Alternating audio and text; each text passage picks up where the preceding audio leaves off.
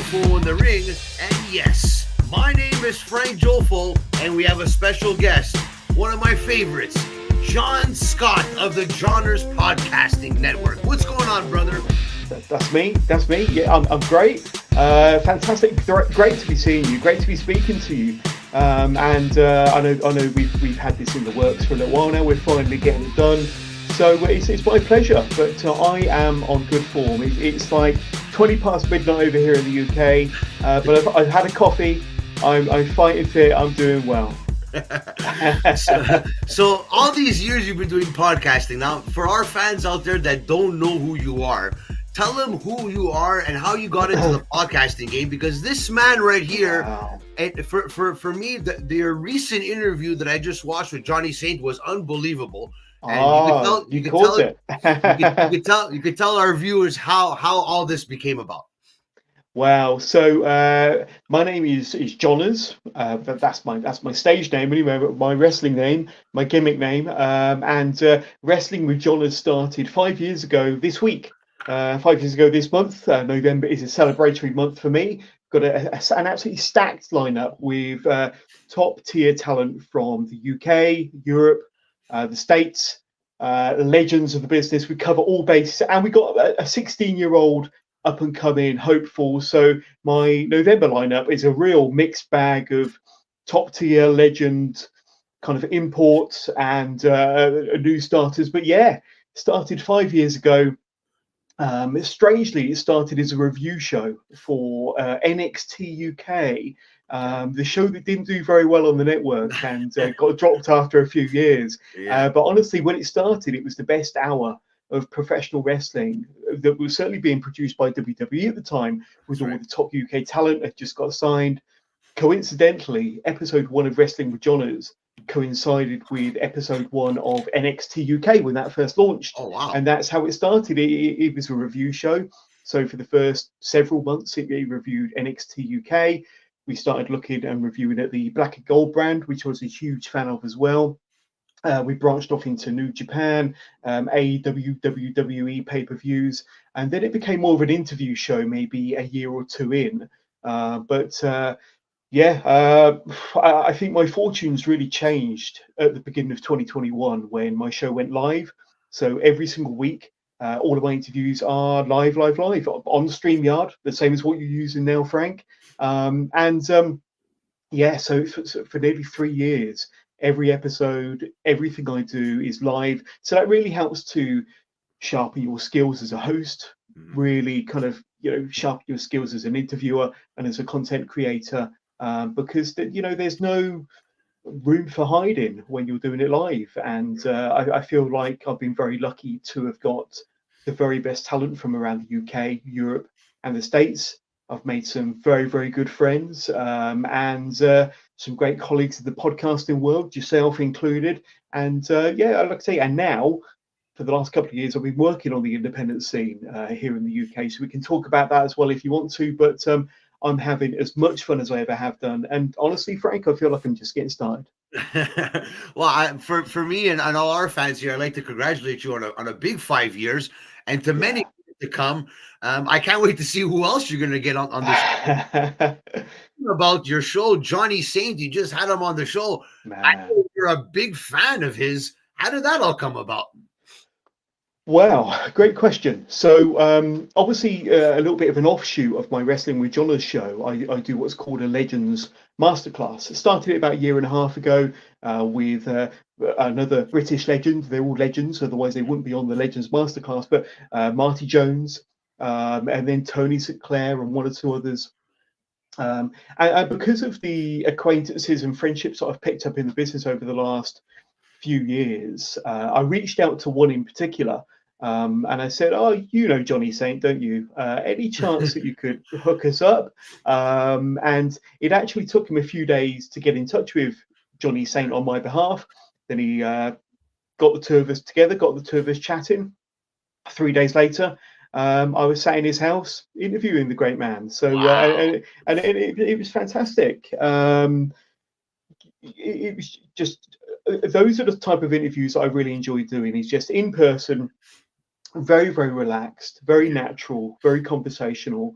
And yeah, I had my notes there, but we just kind of just spoke about whatever. And of course, you've just seen part one. Part two drops in a couple of weeks' time. But I've never done a Legends Masterclass interview with the person in the same room as me, so that was very unique, and especially with the legends such as Johnny Saint, because he is legitimately one of the greatest British professional wrestlers of all time, and dare I say it, probably one of the most renowned wrestlers in all of professional wrestling. And of course, his career started in I think probably the late 50s, 60s, Wow. 60s, 70s, 80s, 90s, and so about 5 or 6 decades his career, because he started as a teenager. He's in his 70s now, and of course he would only have come onto some people's radar over the last few years when he was the general manager of NXT UK, that show again,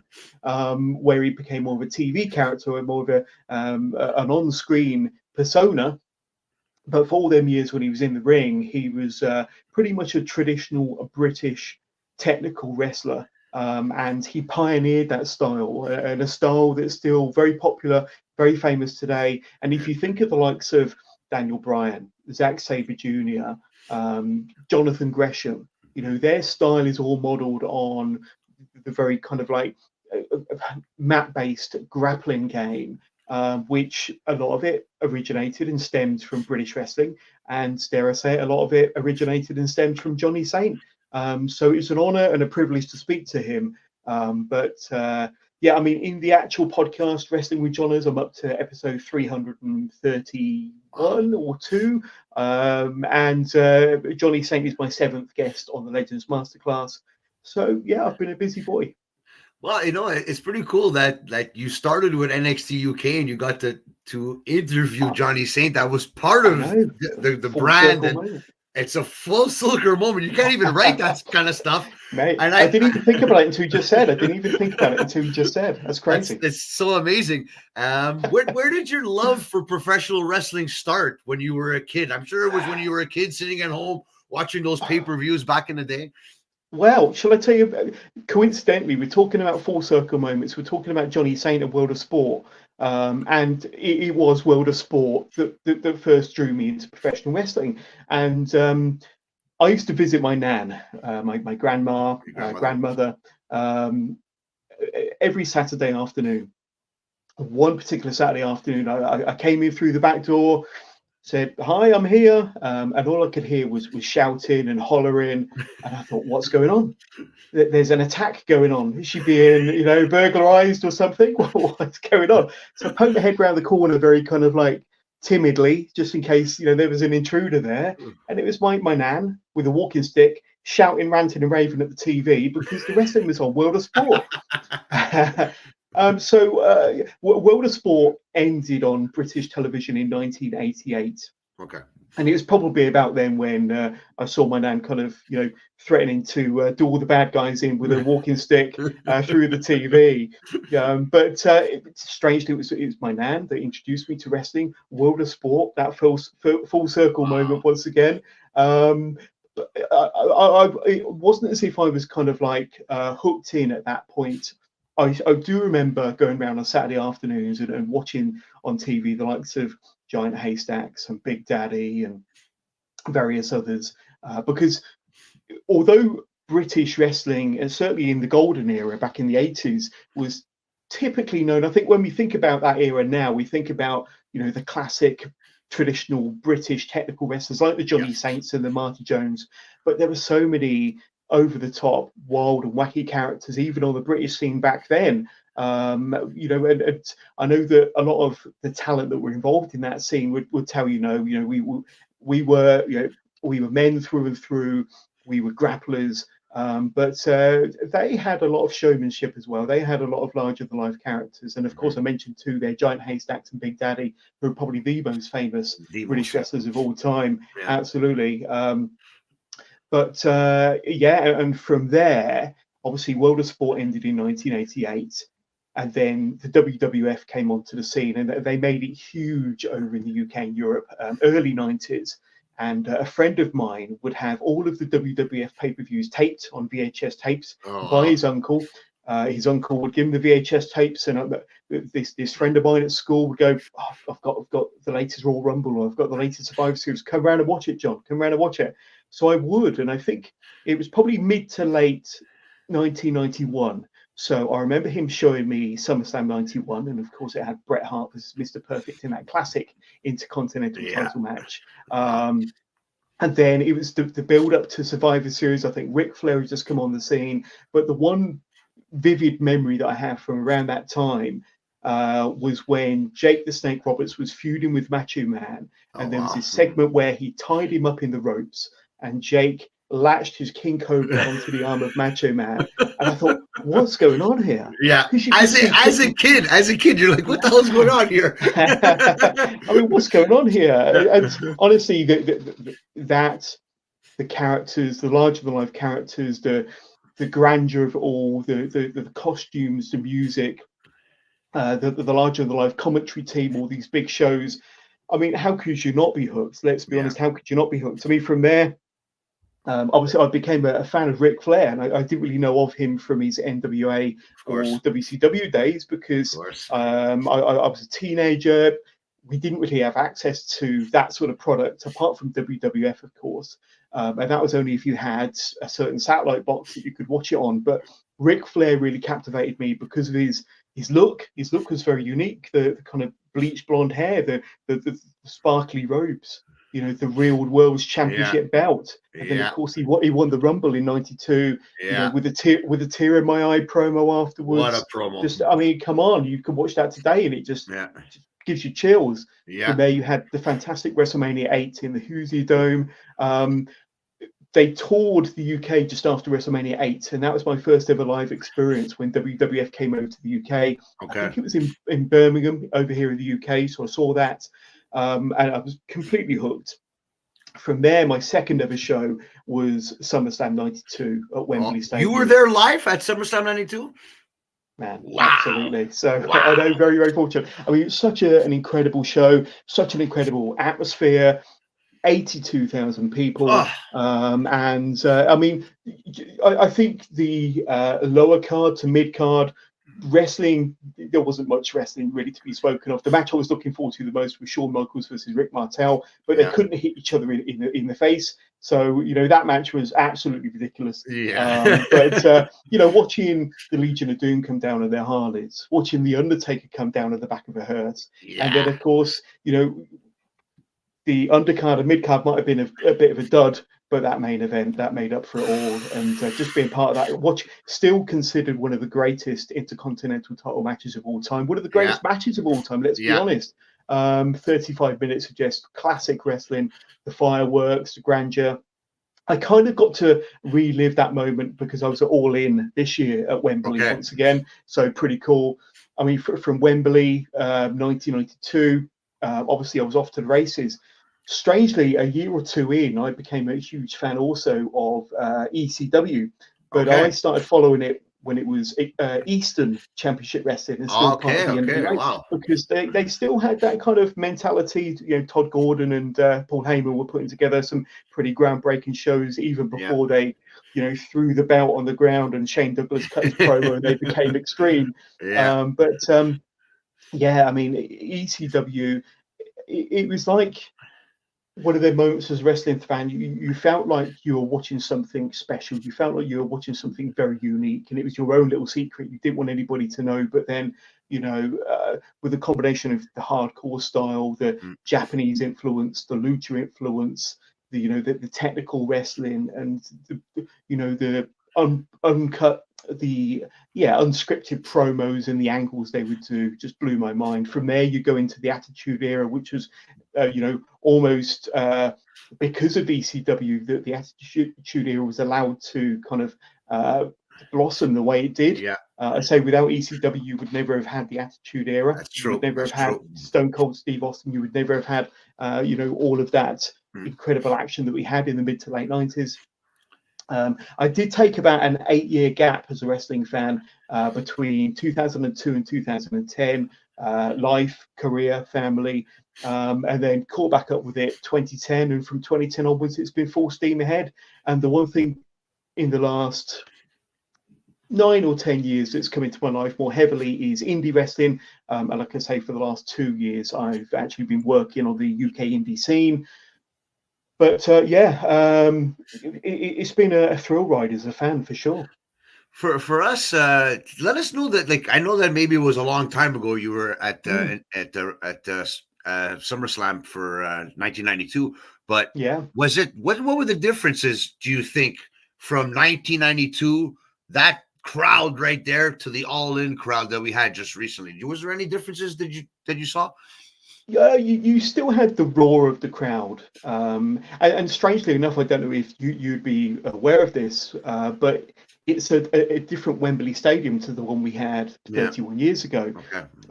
Before the original Wembley Stadium, I think that was constructed, I think in the 1920s. It had the Twin Towers as well.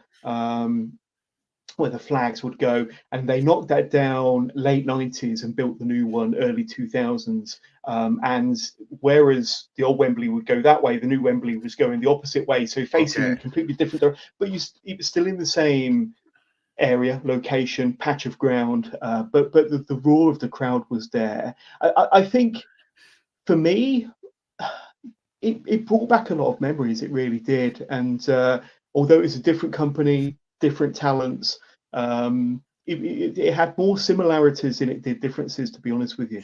Okay. Okay, because you know what? Like, everyone says that that could have been CM Punk's last match. Now we're seeing CM Punk rumors going around WWE. He could be the devil in AEW.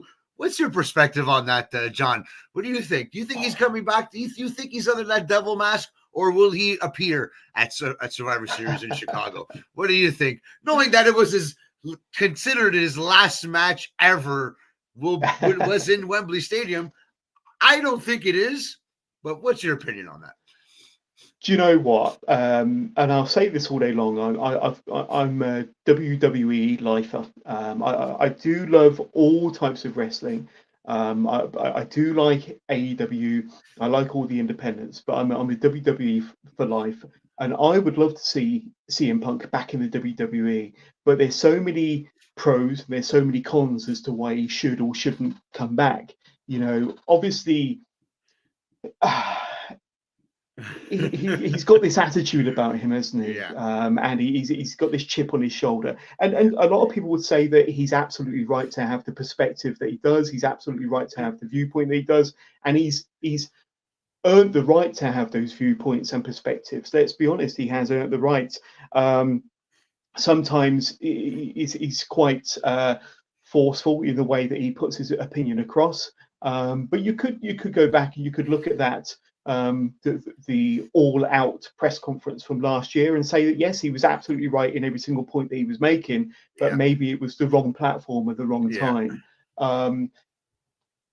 If he got signed to WWE, I think things would be different, because I think that Tony Khan is not a very authoritative leader, to be honest with you. I don't think I don't think many people really take him very seriously in AEW, to be honest with you, because That's I think what a lot of people do say. He's more of a fan. He's more of a mark that's got a wrestling company, in my opinion. And don't get me wrong, he's done a lot of good things with AEW, but you can definitely tell the difference between people that have been in the wrestling business for a long time and people that have gone from being a fan with a lot of money and then built a wrestling company. A lot of mistakes are happening, but you've also got to say that AEW is still a fairly new company. Of course. I think that if Punk were to go back to WWE, I think that there'd be a lot more senior people there to kind of keep him on the straight and narrow. Probably a lot more people in WWE that he respects more than he did in AEW as well. The one kind of sticking point, in my opinion, is that he didn't have a good relationship with Triple H. So how could that go? They'll have to obviously, put their differences to one side, of course, iron out their differences. But I think they got a lot more business wrestling orientated people in charge of WWE that would kind of set the ground rules for CM Punk, so it could go smoother because of that. I think my biggest fear, wherever Punk lands, is he's very injury prone. He's very delicate. Just from Yeah. diving into the fans, he goes, breaks his foot. He comes back too soon. He breaks his foot again. He's very fragile. So I think that's going to be his biggest Achilles heel. Is that he's just so fragile. Would I like to see him come back? I think the biggest question is, does WWE need him? Does WWE need him? And I think that the locker room would say no. Yes, exactly. That's exactly what I was going to say. But I think in general, I think he deserves to come back, and I think they deserve to get out that red carpet for him and bring him back into the fold. One final run, not to say he has to go into the Hall of Fame after, but just to say I think he is a future Hall of Famer if you do want to go down that route. But I think it'd be cool for the fans, and I think that it would give him a full circle moment, like for yourself, for him to come back and say, hey, they're giving me a second chance. I'm not going to fuck this up again. But if they made him a special attraction and just used him sparingly, 4 times a year. Yeah. Get him out 4 times a year, 4 meaningful programs, 4 meaningful matches. Have that build between matches instead of cutting him out there every single week where he's likely to get injured. I think that could be good use of him for sure. Give him the Brock Lesnar treatment. And I think that would be a sensible decision. I think the fans want him there, but the locker room probably doesn't. The locker room probably feel they don't need him there. But I think from a business standpoint, it'd be silly not to try and get him back. So I have a couple of fans that reached out to me when they found out I was going to be interviewing you. No way. And they asked me to ask you this question: If you ever been told you look like Howard Finkel from the WWE? I go, wow. I was thinking about it, but I always forgot to ask him like online, just as a friend, But I go, since I have him on the show, I'll ask him. So. Well, either that or me and Gene Okerlund, because I'm a backstage interviewer as well. So, not specifically, I haven't been told that, but I've probably thought it myself. Good question, though. Good question. Yeah. He was a legend, man. And you know what? You guys do look alike. You do some of the same. You have a great voice too on there too. Do you do any ring announcing as well, John? No, so I'm very interested to get involved in all aspects of wrestling. So obviously I work with various wrestling promotions around the UK as a backstage interviewer, a backstage host or correspondent, where I create content for the promotions in terms of backstage interviews or promos or content they can use between shows. I have worked for various promotions, various roles, but I haven't done. I've been a commentator as well. I've done a lot of commentating, but not ring announcing, and that is something I would like to get into because I've got the confidence and I've got the voice and I've clearly got the look to be a good ring announcer. All I need is the bow tie and the white shirt, and there we go. I could be somebody's very own Howard Finkel. Well, maybe you could borrow the bow tie from Jonah from Rewind Recap Relive, and you could show that bow tie there. But I just started ring announcing as well this year for the first time at the second annual Lit Academy. Yeah, thanks. It was fun, and I know we're going to be doing it again next year, so it'll be extra fun to do it again. So, and there's going to be a lot of great wrestlers from Canada that are going to be in that competition. Jeremy Prophet as well. He's been in Lit Academy. I would love to see Jeremy Prophet wrestle in the UK one day. What's your thoughts on Jeremy Prophet, John? Well, I actually had him on as a guest a couple of years back now, and first of all, that guy, he looks great. He talks great, and he wrestles even better. He just seems to be getting better and better. But every time I see him, it's like watching a highlight reel of some of the best moves you're ever likely to see. The guy's just got it all, as he's a total package. He looks great. He sounds great. He wrestles amazingly. I'd love to see him over here, yeah, it's got to happen sooner or later. He's really branching out, and I think the UK has to be on his, his checkbox for sure. I've been telling him for the longest time, you got to go to the UK. Is there someone that you haven't interviewed in the past that you would love to interview right now? You can call him out right now. offer an interview right now. The floor is yours, man. Do you know what? That's a good one. Honestly, I'd love to interview Will Ospreay. I think if I've got like a top 5 or a top 10, Will Ospreay would definitely be in there. I remember watching Will Ospreay at an independent show over here in the UK in 2014 when he was about 20 years old. Wow. And even then, there was a lot of buzz about him. There was a lot Wow. of buzz about him. And obviously, we've all followed his career very, very closely, doing really well on the UK Indies, going over to Japan, killing it in Japan, winning everything there is in New Japan, of course. And then, he's I can't remember what he refers to himself, but he's like the last great, world beater. Because wherever he goes, Canada, the US, Japan, Yeah. UK, anywhere, he becomes their world champion, and he is legitimately the best wrestler in the world. Yeah. We spoke about CM Punk a moment ago. I think above CM Punk, I'd love to see Will Ospreay in WWE. That'd be And cool. people will say, why I think Triple H's version of WWE is head and shoulders above anything we had with Vince McMahon in terms of Yes. characters, storylines, and wrestling more than anything, actual wrestling, getting some good matches. You think about the matches he could have with Seth Rollins. I mean, they've been having a Twitter war now for the last 2 or 3 years. Oh, wow. Will Ospreay versus Sami Zayn. I mean, come on. Will Ospreay, I mean, I'd love to see Will Ospreay versus, let's see, put him in there with Kevin Owens. Walter. Put him in there with Walter, and those two Walter. have fought before on the Indies. So yeah, that'd be good to get them in there.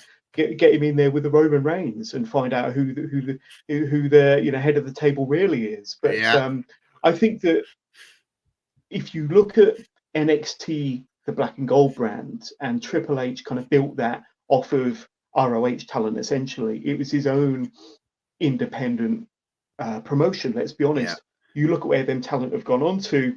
Yeah. That same talent have now moved on to the main roster. So essentially, the Ring of Honor of 10, 15 years ago is now the main event or on the main roster of WWE. Yeah.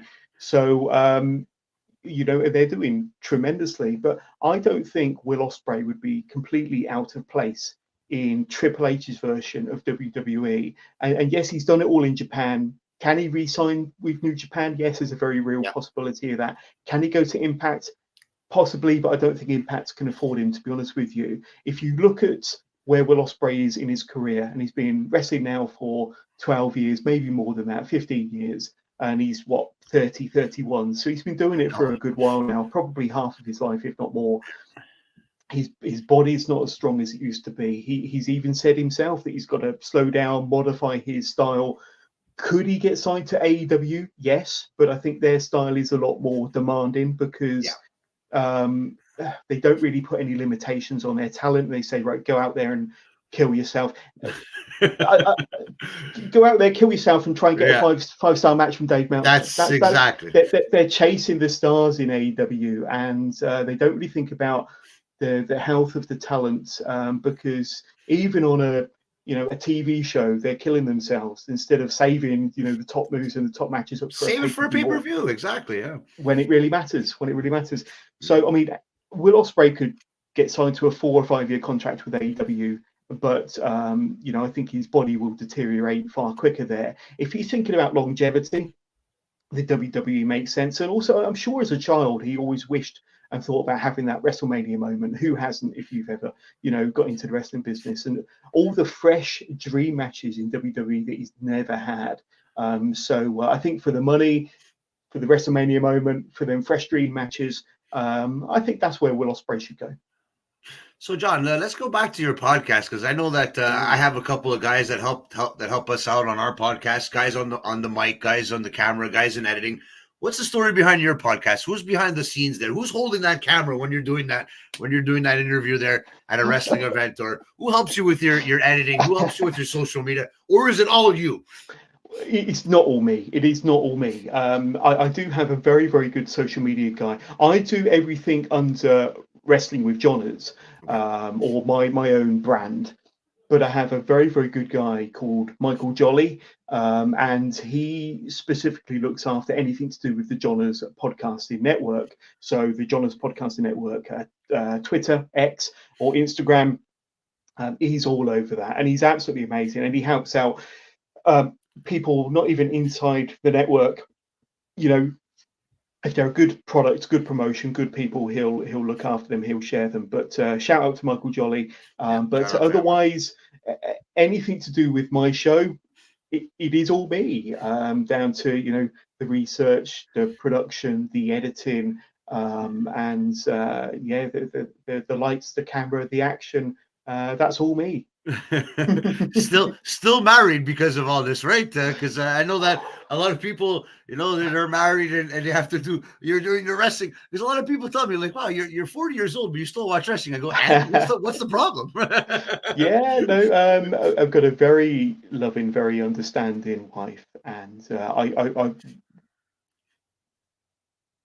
I wouldn't be doing this for 5 years without her support and understanding. Strangely, she doesn't like professional wrestling, but Oh she lets me wow, get on with it. well, there you But yeah, I mean, obviously, I'm traveling around the country most weekends, working for various promotions. I'm doing multiple live interviews every week, and I haven't missed a beat. I haven't missed a week for the last 5 years. So I think one thing that's kind of elevated me up above other content creators is my consistency, and the quality of the interviews as well. As I mentioned earlier, the last 3 years I've done this live, so that really does sharpen your skills, turn you into a better host, a better interviewer, a better content creator, and you know.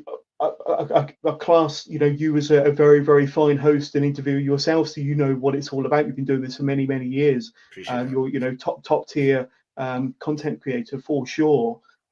So you know how hard this is, and people looking at it from the outside in think, yeah, it's easy. Get a microphone, get a camera, contact a whole bunch of people, get them on the show. It's like, yeah, it's not as easy as that, Yeah, mate. There's a yeah, lot of exactly. coordinating. Yeah. I work a full-time job and then I come home and I've got a full-time hobby essentially, and it does pay a little Exactly. bit of money, but like I say, you're talking pennies in terms of instead of pounds, really. But Yeah. I do it because I love it. For the first couple of years, I had a few blips where I thought, nah, it's too much hard work. The grind is too hard. I've got to do this every week for every episode, for every guest. Who in their right mind actually does Yeah, this? And yeah. there were times throughout the year where I thought, no, that's it.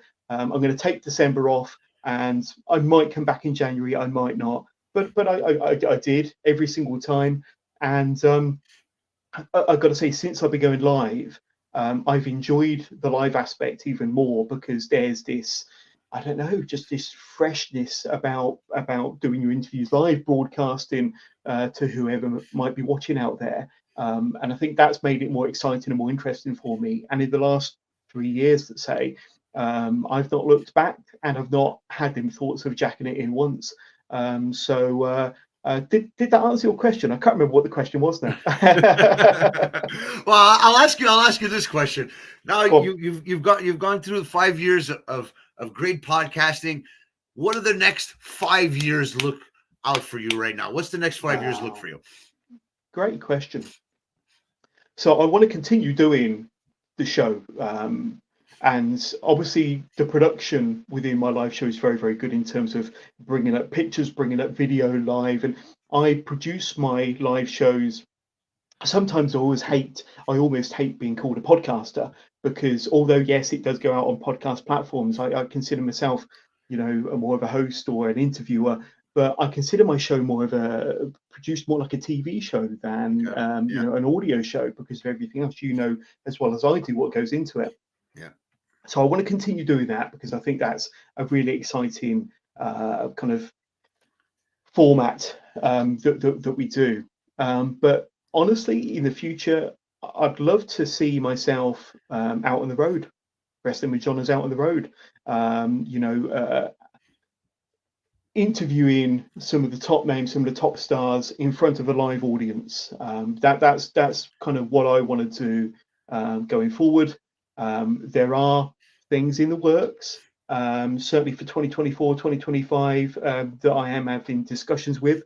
Not making any promises, not going to try and get too excited about it, but I think wrestling with Joners on the road, doing live conversations, live interviews, with a live audience, I'd love to do that for sure. Wow, well, there you have it, everybody. John, it's been a pleasure. Let us know, everybody out there, that where they could find you on social media so they could follow your incredible journey. Oh, wow. Thank you so much. So I think, first of all, I want to give a shout out to you and Jofo in the ring. And I think what you guys do is a real inspiration. And I've taken, I've watched a lot of your episodes, a lot of your interviews. I've taken a lot of inspiration from what you guys do. So keep up the good work, because I think what Appreciate you that. do is absolutely fantastic. So yeah, please keep doing what you're doing. Firstly, I want to throw a shout out to the website, wrestlingwithjoners.com, which is the home of the Joners Podcasting Network. We've got about 25 active shows on there, audio and video podcast shows, wrestling shows, everything from watch-alongs to previews, reviews, interviews.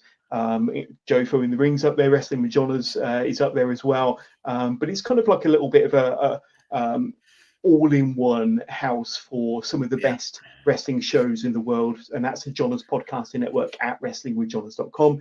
Otherwise, you can find me, just search Joners, Johneis, or Wrestling with Joners, and you'll find me on X, Instagram, or Facebook. We're building up quite a strong following at the moment. On top of that, we've got the social platforms, the social networks for the Joners Podcasting Network. Once again, just search Joners and you'll see either my face or the Joners Podcasting Network logo. But follow and subscribe all of those, because you not only get to see and find out more about my content, but the content from all the other shows that we look after and give an additional platform to on the network.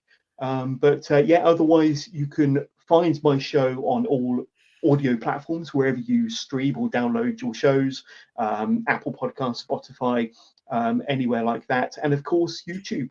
My show is very much video based.